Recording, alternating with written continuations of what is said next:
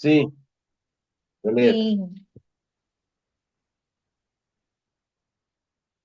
Então vamos lá. Hoje eu separei aí o texto sobre os quatro cavaleiros. Isso é até ditado errado aqui. Ou os quatro cavalos, né? Do Apocalipse. E aí, para a gente entender um pouco dessa simbologia, né? Como que isso é retratado e de que maneira a gente pode é, trabalhar essa mensagem hoje, né? Sempre lembrando que o texto de Apocalipse, assim como toda a Bíblia, né? Está inserido em um contexto histórico, cultural específico. E aí cabe a gente tentar entender da melhor maneira a forma como esse texto ele é escrito, né, e tem sido de alguma maneira apresentado para a gente. A dificuldade é sempre a mesma, né?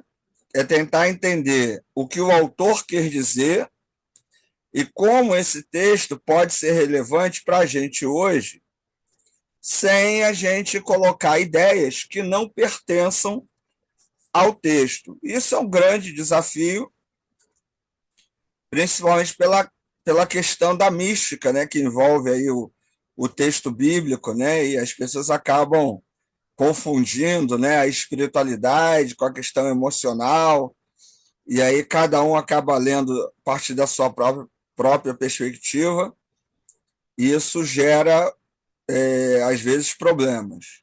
Fora isso, os métodos, né, de interpretação que a gente tem estudado, sempre em matérias da área bíblica, a gente tem estudado sobre isso, né, trabalhado essa questão das abordagens, né, que sempre vão trazer uma ou outra diferença. Em relação aos quatro cavaleiros, na perspectiva tradicional e dogmática, tem aquela ideia de que eles, né, isso vai acontecer durante o fim do mundo, né, ou será um dos sinais do fim do mundo, e acontecerão guerras, fomes, doenças, né, representada aí por esses cavalos ou cavaleiros. E cada uma das cores desses cavaleiros, fala aí, cara, desses cavaleiros ou cavalos, eles têm um significado que seria um significado apontando para o futuro. Isso nas perspectivas mais conservadoras. Nas perspectivas mais críticas, analisa-se, né, o contexto, entende-se que esses cavaleiros ou cavalos vão ser símbolos, né, da opressão e que, apesar dessa opressão, Deus sairá vitorioso. Então, não é para temer a guerra, a fome ou as doenças, mas para continuar confiando em Deus, que é suficientemente poderoso para fazer a sua igreja, né, o seu povo, vencer esses obstáculos. Então, dependendo da abordagem, eu vou entender isso de maneira simbólica ou de maneira literal. Eu lembro na época que estava tendo aquela manifestação lá no Egito, né? Foi chamada de Primavera Árabe. Não sei se alguém lembra aqui, circulou um vídeo no YouTube, uma multidão estava se reunindo, protestando, e em meio à multidão aparece uma imagem de um cavalo e um cavaleiro verde, né? E aí essa imagem circulou no YouTube, muita gente usou isso como exemplo para dizer que era o fim dos tempos, que esse era um dos cavaleiros do Apocalipse. E aí o pessoal falava, mas não tem verde, só tem amarelo. Mas a tradução, né, o pessoal acaba dizendo que pode ser também verde, né? Não seria aí amarelo, mas seria um dos símbolos. Mas assim, não dá para dizer que isso foi assim, um sinal, né? Até porque os cavaleiros não representam isso e o mundo não acabou. A gente está aí até agora. O mundo está acabando, mas não acabou naquela época, né? Então, assim, as pessoas acabam criando, né, muita muitas ideias em cima desses símbolos. Diferente do que a gente já viu em outros textos, esse texto vai usar animais e as cores, né? E tudo isso com um simbolismo próprio. Então a gente vai tentar trabalhar isso hoje para, a partir do entendimento desse simbolismo, compreender de que forma podemos interpretar essa passagem que está lá em Apocalipse 6, de 1 a 8. Então eu vou lendo aqui, qualquer dúvida aí vocês podem aí se manifestar, né? Então vamos lá, os cavalos do Apocalipse são figuras centrais no livro de Apocalipse, especificamente em Apocalipse 6, de 1 a 8. Nessa passagem, 4 cavaleiros montam cavalos de cores distintas, que são Professor, tem áudio Tem aberto. alguém aí com o Tira som Davi. aberto. Davi, tira o som. Você não está nem ouvindo. Ó. Calma aí. Tirou. Cada um, né, representado aí diferentes calamidades que afligem a humanidade. O uso de cavalos como símbolos é significativo, pois eles evocam a ideia de poder, movimento e transformação, refletindo tanto a força destrutiva quanto as mudanças inevitáveis que acompanham os eventos finais da história. Então, uma primeira questão que a gente precisa entender é por que a ideia de cavalos, né? Por que a ideia de cavaleiros? Então, alguém montado em um cavalo expressa isso, né? Poder, autoridade e essa questão aí da transformação. Então, esses cavaleiros, eles representariam esse processo de constante mudança. E que, em meio a esse processo, né, o mundo, a sociedade, estaria passando por mudanças. É claro que o primeiro leitor desse texto não vai ler da forma como eu e você lemos. Ele vai ler compreendendo a situação dele ali no primeiro século. Lamentavelmente, a maioria das pessoas, quando lê esse texto, hoje, aponta para o futuro. Mas pensa bem, pensa no teu período de vida, né? Você pode ter aí 40, 50, 60, 80, 90 anos aí, né?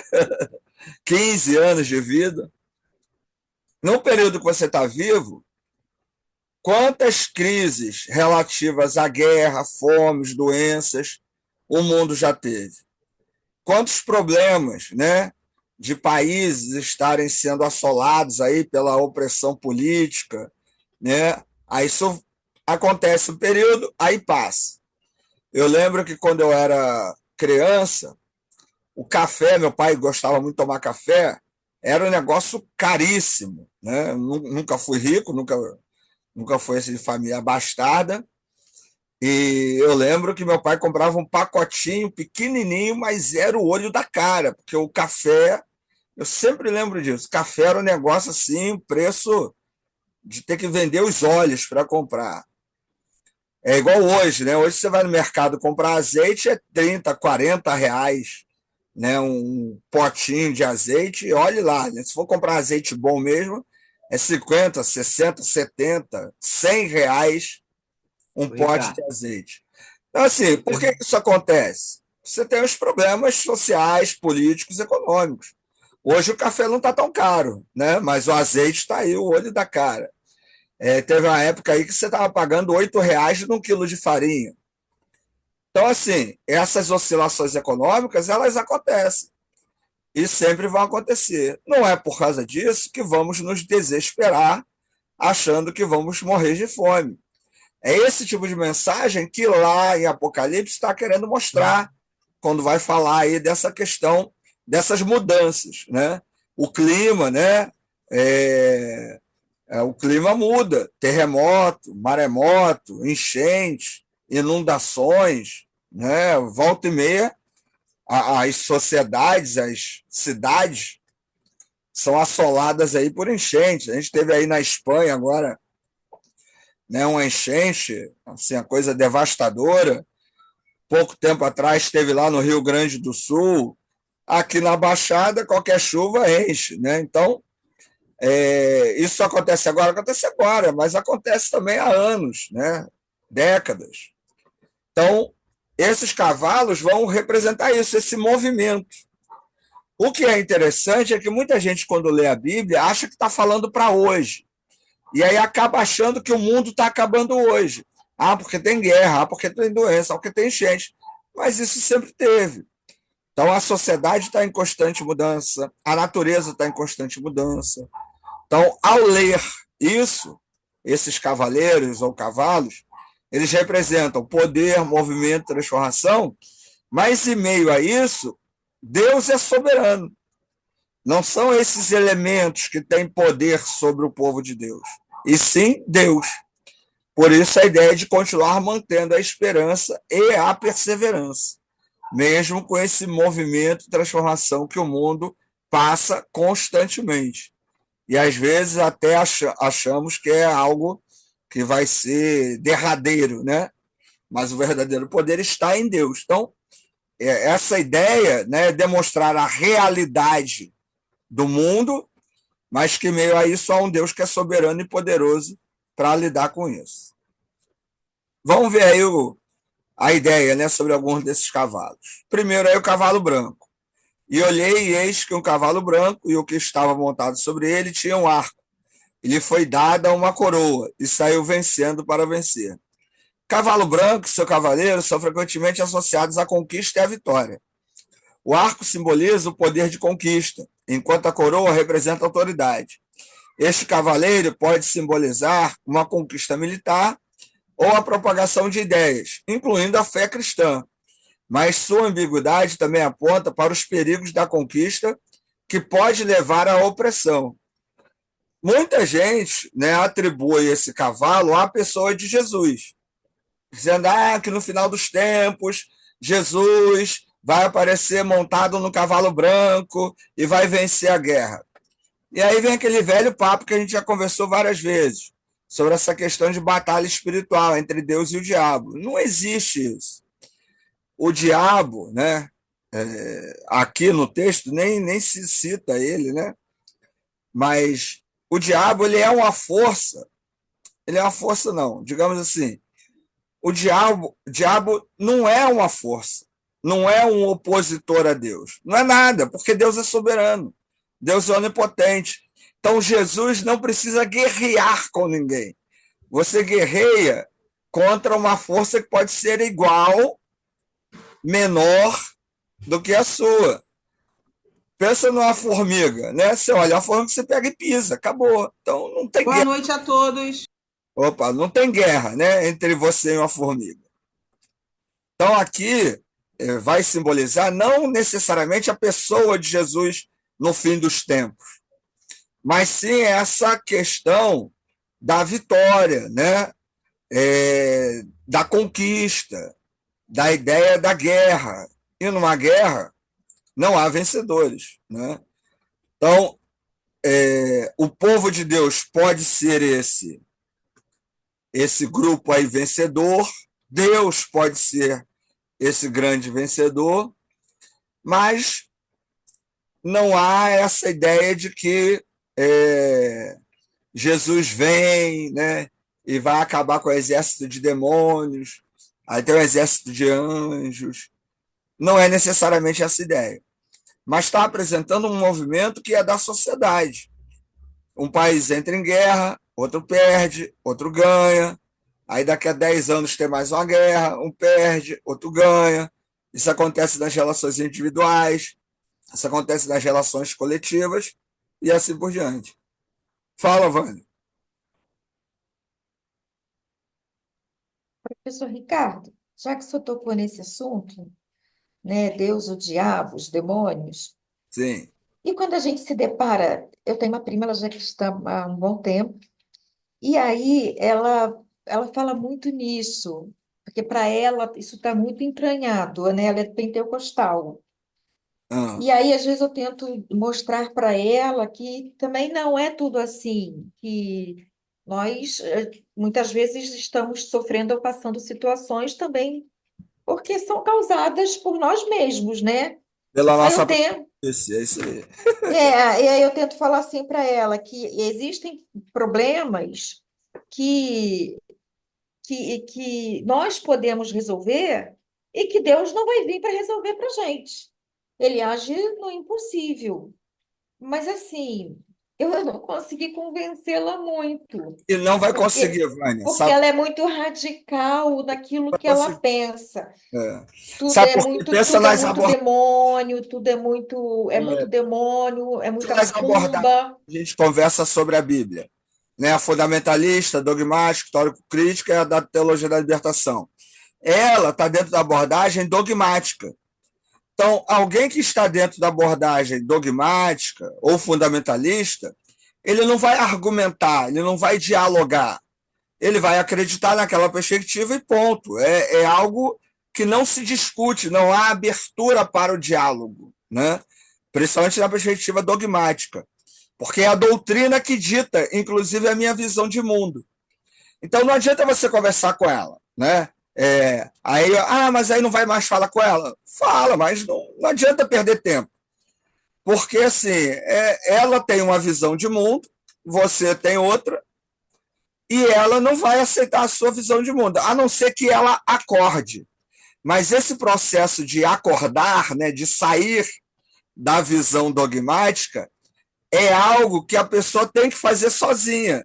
Não dá para eu fazer pelo outro. Não dá para você fazer por ela.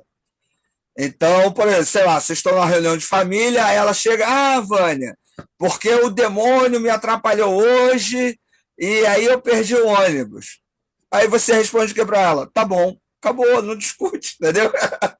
Porque não vai adiantar você falar nada que ela não vai concordar. E aí, às vezes é melhor ter paz do que ter razão, entendeu? É, Porque entendi. É porque ela tava passando por um momento na vida dela e que ela estava ficando muito mal. Então, eu estava tentando ajudá-la. Só que aí ela acredita muito em profetadas. E então. ela tá numa vibe de, por exemplo, não tem essas lives? Sei. E agora todo mundo faz live. Aí É, todo mundo se intitula pastor ou gosto. pastora. É. Aí ela fica naquela assim. Aí eu tentei explicar para ela. A live, o cara está fazendo ali agora, mas depois essa live vai ser repetida por muito tempo. E ele está É. falando para um montão de pessoas. Aí a pessoa fala assim: mas tem uma pessoa aqui nessa live, uma só, que está assim, assim, assado. Aí ela acha que aquilo é para ela. Então, assim, Não eu adianta. estava tentando É. alertar, né? Assim, mostrar tudo mais. A gente não brigou, não. A gente se Eu te gosta muito. questão, por exemplo, se ela te perguntar, aí você fala assim, ó, minha opinião é essa.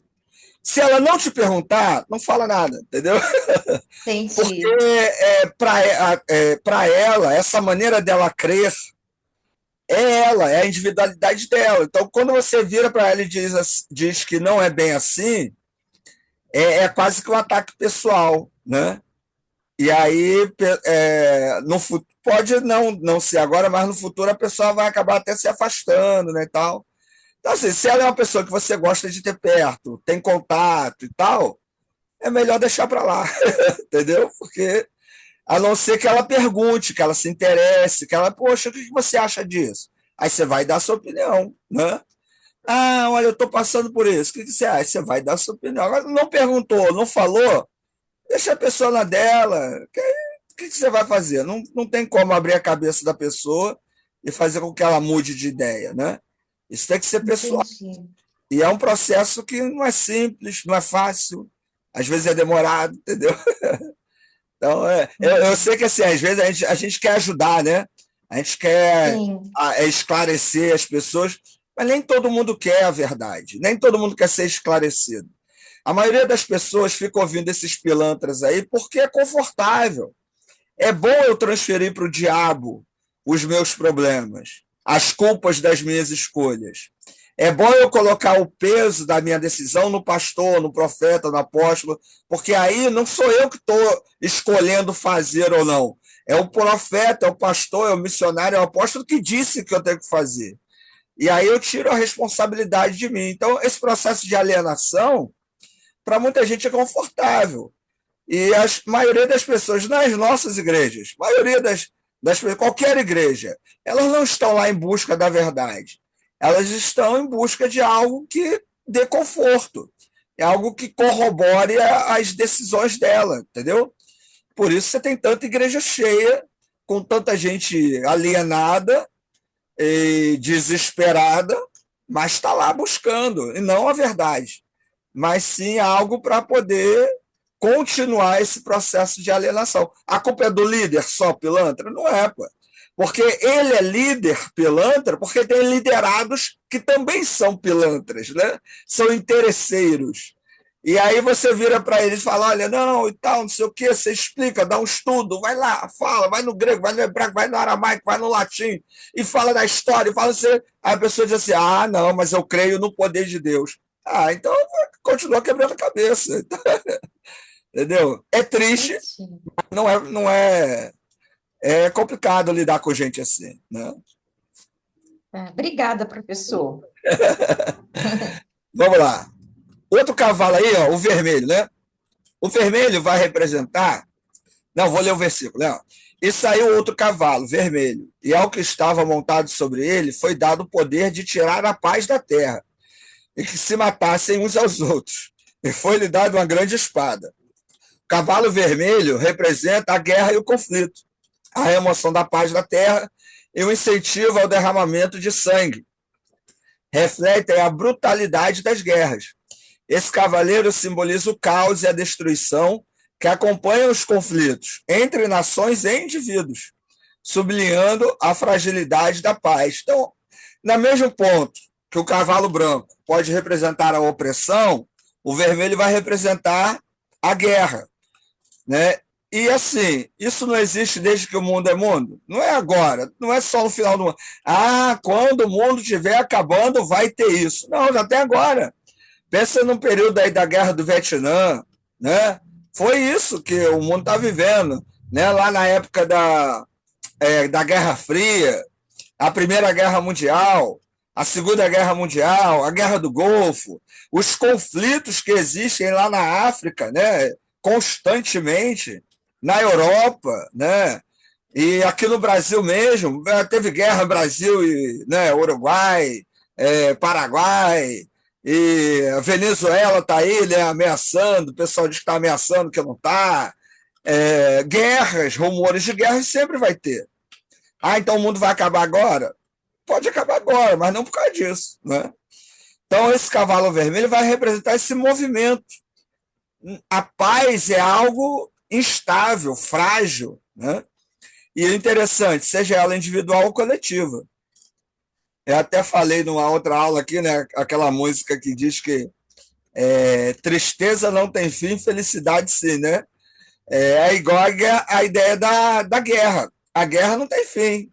A paz, ela é um momento, um período, e depois é tudo guerra, entendeu? Mas é um movimento da sociedade, do mundo, da humanidade, né?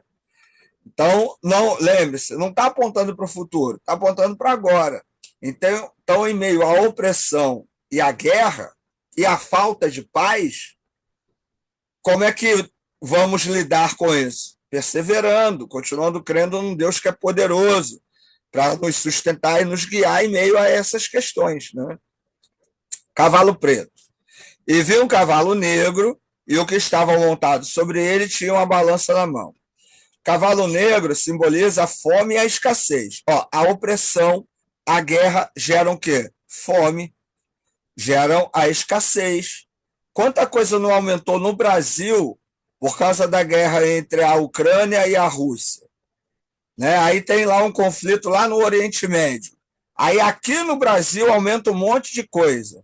E aí o pobre continua mais pobre, porque o pobre que antigamente comia arroz, feijão, farinha, né, e, sei lá, frango, aí hoje ele não pode dar R$ 8 na farinha, ele compra arroz e feijão, né, e daqui a pouco não vai comprar mais arroz e feijão, né, o frango ele já substitui pelo ovo. Teve uma época aí que o ovo estava caríssimo, né, você não conseguia nem comprar o ovo, e aí você vai ver o motivo, o pessoal fala, é a guerra não sei onde que está aumentando o preço no Brasil. É a ideia da escassez.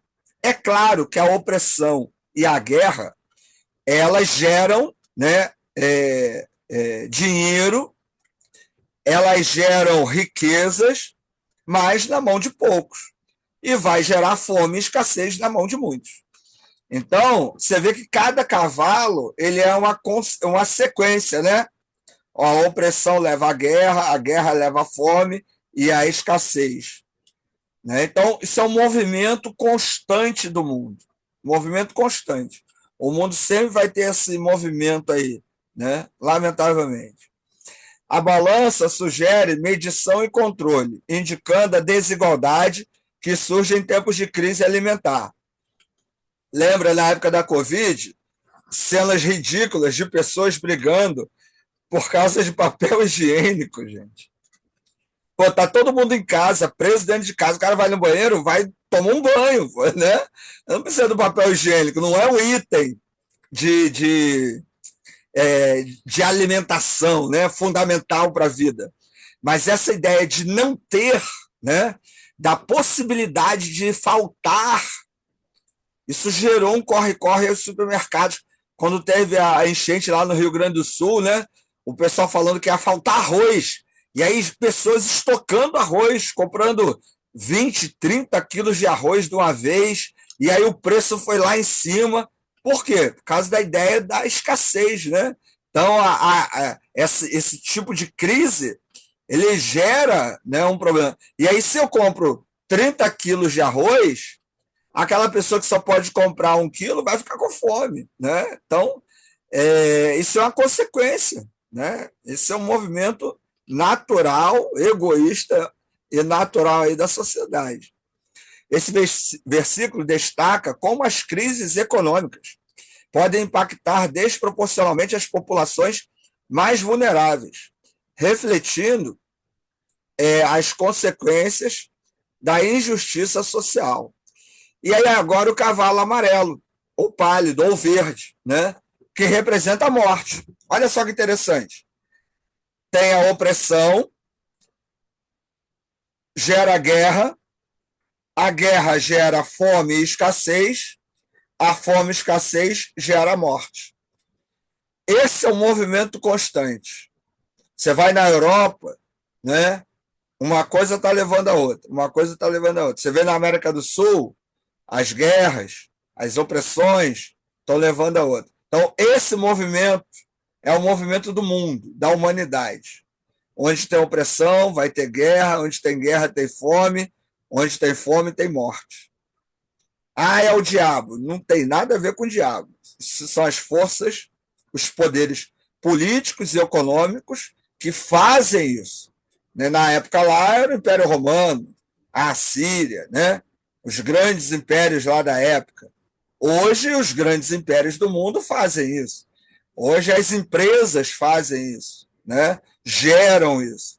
Hoje, as bolsas, né, de ações do mundo fazem isso. O mercado faz isso, né? Gera uma crise econômica em determinado local, aí gera escassez de determinado alimento, aumenta, né, o preço, esse aumento de preço vai gerar escassez, que alguns vão poder comprar, outros não, vai ter gente que vai morrer. Remédio, né? Tem remédio aí que, sei lá, custa 10 mil, 15 mil reais. Por quê? Por que não diminui isso? Isso tudo é um movimento, que é de hoje? Não, só. Vem desde lá do primeiro século. Onde tem dinheiro, tem ganância. Onde tem ganância, tem guerra. Onde tem guerra, tem fome. Onde tem fome, tem morte. Como lidar com isso? Quando isso vai acabar? Quando Jesus voltar, ponto. Mas até ele voltar, esse movimento vai continuar. E aí você fala, o Brasil hoje está ruim. E outros vão dizer, mas já esteve pior. Mas vai ficar melhor. Não, o Brasil hoje está melhor. Para uns o Brasil sempre vai estar ruim, para outros sempre vai estar bom, para uns vai mudar, vai melhorar, para uns vão olhar assim, 10 anos atrás era de um jeito, hoje é de outro. O governo do Rio piorou. Não, melhorou. Esse movimento de satisfação e insatisfação política, ele é constante. É isso que esse texto está querendo falar. Nunca viveremos numa sociedade perfeita. Nunca teremos uma cidade perfeita, um estado, um país perfeito. Porque esse movimento de opressão, guerra, fome e morte, ele é constante, né? Lembra-se o seguinte, nada justifica um político que ganha 30, 40 mil por mês roubar, né? Porque 30, 40 mil por mês é algo que dá para ele se sustentar, mas ele continua roubando. Por quê? Porque é o sistema, a ganância, né? Ele acha que precisa ter mais, e aí ele vai tendo mais. Ah, o pobre rouba, né?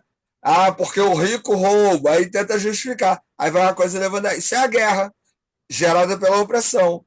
E aí, quem não tem nada a ver com isso acaba sofrendo com escassez, com fome, ou tendo uma vida menos digna. E aí você tem morte, que aí tem gente que não consegue ir ao hospital, não consegue ter acesso a uma vida digna. Ah, isso é um problema de hoje? Não é.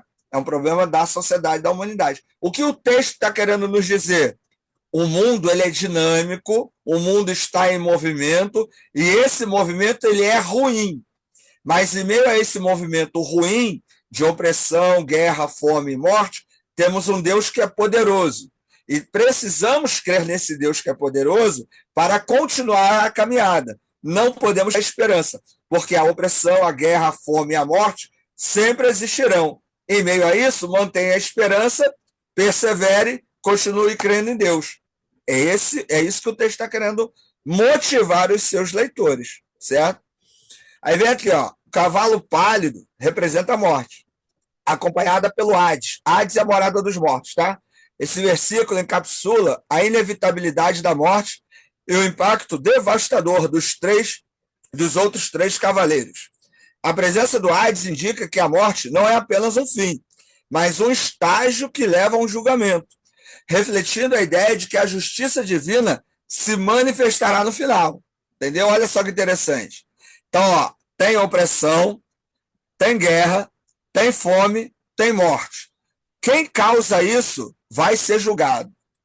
Quem causa isso não vai passar isso em branco. Haverá um julgamento para isso, né? Agora, não entenda isso que lá a pessoa vai morrer, aí tem um julgamento, aí passa o filme. A ideia é, o mal vai ter o que merece. Mas quem vai fazer isso é Deus, não somos nós. Agora, esse movimento, né, de maldade, de violência, de fome, morte, ele vai acontecer constantemente. Né? Por quê? Porque a sociedade é má. Então, permaneça firme, perseverante e constante. Impacto nos primeiros leitores.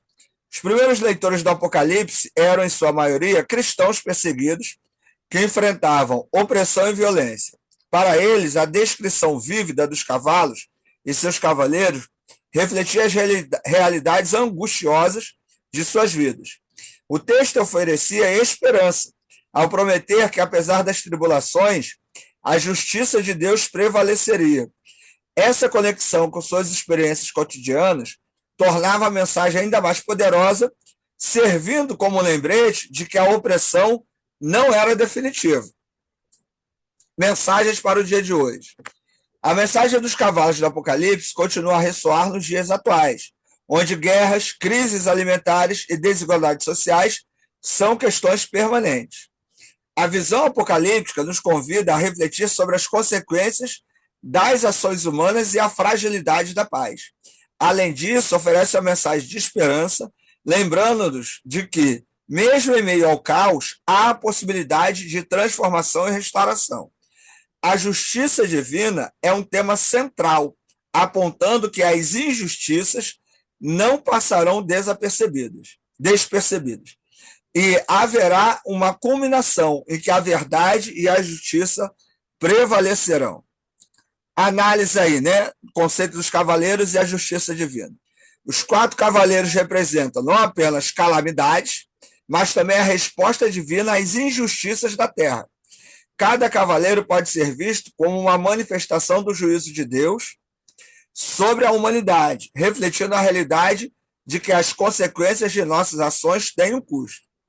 O cavalo branco pode simbolizar a justiça que vem através da conquista, mas também a necessidade de discernimento para não confundir conquista com opressão. cavalo vermelho traz o caos da guerra, alertando sobre as consequências da violência. Cavalo negro e o pálido ressaltam a realidade da fome e da morte, como consequências de injustiças sociais. Assim, esses cavaleiros não apenas prenunciam calamidades, mas também a necessidade de justiça e a inevitabilidade do juízo divino. Então, esses símbolos não são apenas uma descrição de horrores futuros, mas a descrição de que, apesar desses horrores, a justiça divina vai prevalecer. Por isso você tem que manter firme, por isso tem que permanecer perseverante. A interpretação teológica dos cavalos do Apocalipse varia amplamente entre diferentes tradições cristãs. Algumas tradições veem os cavaleiros como representações literais de eventos futuros, enquanto outras os interpretam como símbolos de condições espirituais e sociais que sempre estiveram presentes na história humana. Essa diversidade de interpretações reflete a complexidade do texto e a sua capacidade de falar a diferentes contextos e experiências. A maneira como os cavaleiros são entendidos pode influenciar a forma como os crentes abordam questões de justiça, ética e esperança em um mundo em crise. Por exemplo, se eu aponto isso só para o futuro, então vamos levando, vamos vivendo no futuro e que isso vai acontecer. Se eu aponto para hoje, tem crise, tem fome, tem guerra, tem escassez, tem injustiça, isso